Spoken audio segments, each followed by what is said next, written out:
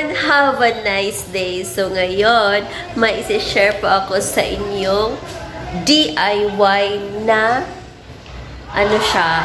Ito yung nag-trending na inumin para sa cough. So ayan, ita-try natin kung gagana ba siya sa atin. So ayan, medyo ano pa yung ano ko, kasi may sipon ako at saka may cough.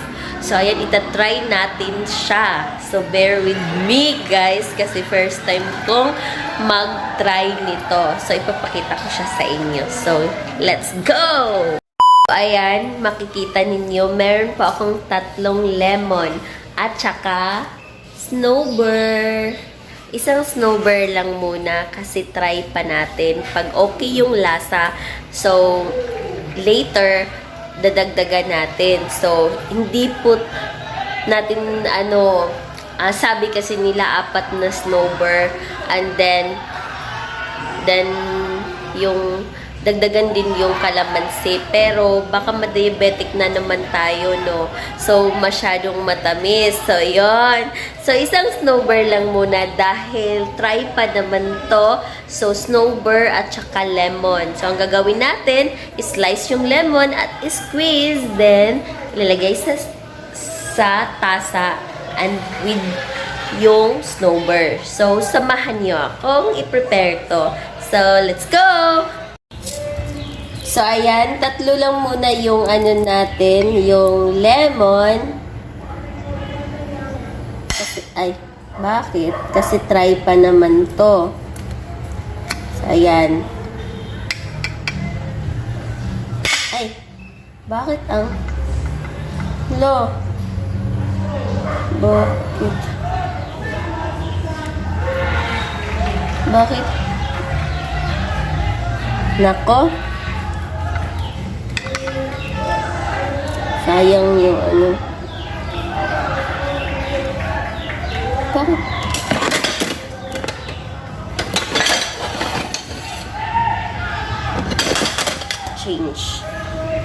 Change. Okay. So, ayan, dahil tapos na natin siyang ma-slice, i-open na naman natin yung snowbird.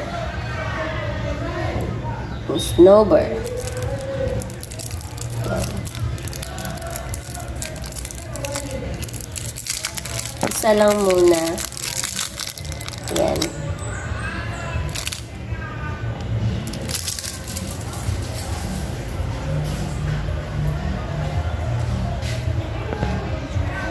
So, ayan. Ready na ang ating snowbird at saka lemon. Now, maglalagay tayo ng hot water dito.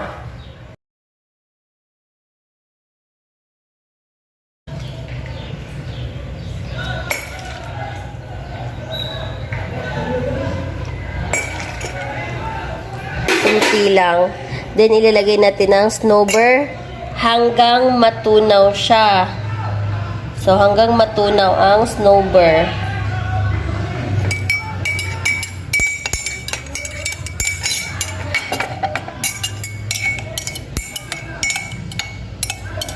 Siguro kaya siya maganda sa lalamunan dahil yung snowbird is mint flavor. So, malamig siya sa lalamunan. Ang tagal niyang matunaw, guys. Dapat pala dinikdik ko.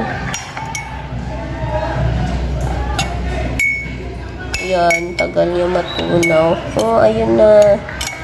Matunaw na. Ito yung sugary part ng snowbird. Kaya pala pagkain mo ng snowbird, mint siya kasi ito yung coating. Okay. So, ayan.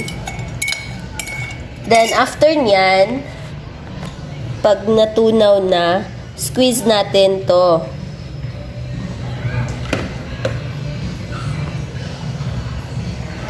Squeeze natin ang ating lemon.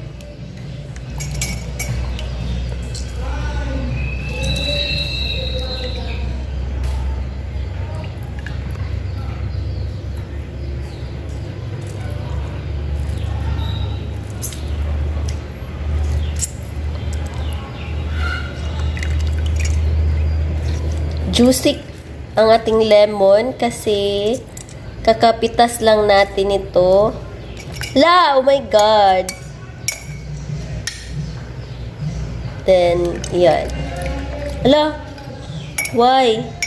Ew!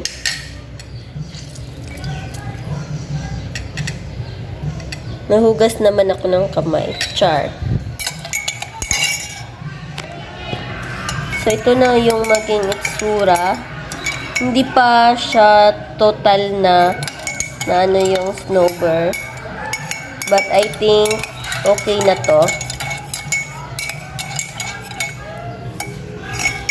Sarap ng amoy. Para kang minom ng Vicks. So, ayan. So, yun na.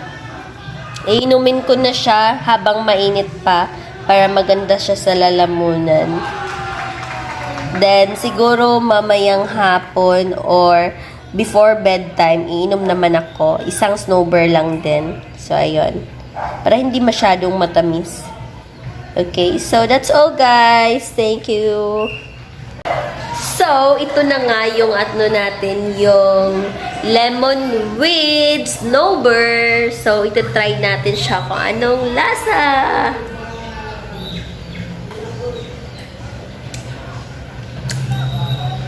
In fairness, masarap talaga siya dito sa lalamunan kasi yung lasa parang naghalo yung lasa ng asim at saka tamis at saka mint. Kasi 'di ba, medyo matamis yung snowbird at the same time menthol siya. Naka-cover yung sweetness niya dahil yung unang malalasahan mo is yung mint. Kasi 'di ba, yung pinapakita ko kanina, nasa sa inner part yung medyo matamis, pero yung outer na naka-coat sa snowbird is yun yung menthol. Yung pinakita ko yung color white na na-separate dun sa medyo hard na candy. So, yun. So, masarap talaga siya dito. So, approve yung lasa. Kasi, lemon, maasim na may halong mint na hindi siya masyadong matamis. Kasi isang snowbird lang yung nilagay ko. So, okay lang yung isang snowbird at then 3 lemon. So, hindi tayo mag sobra sa lemon. Kasi, baka maano naman yung natin sikmura, 'di ba? So okay lang yung 3, then later na naman another. So yan. So masarap siya. Cheers everyone. So guys, kung hindi kayo nagkaubo at nagkasipon ngayong panahon na to, so maybe wala kayo dito sa Earth, baka nasa Mars kayo guys, dahil halos lahat ng tao ay naubo na ngayon. So yun, ingat po kayo palagi. So maybe you can try this one. Nakopy ko lang din siya sa TikTok at saka dun sa mga sabi-sabi ng mga tao na nasa paligid ko na maganda daw yung lemon at saka snowbird. Kaya tinatry natin. Pero isang snowbird lang muna, 'di ba? Para hindi naman masyadong matamis. So yun po, thank you for watching. Have a nice day. Bye. Cheers.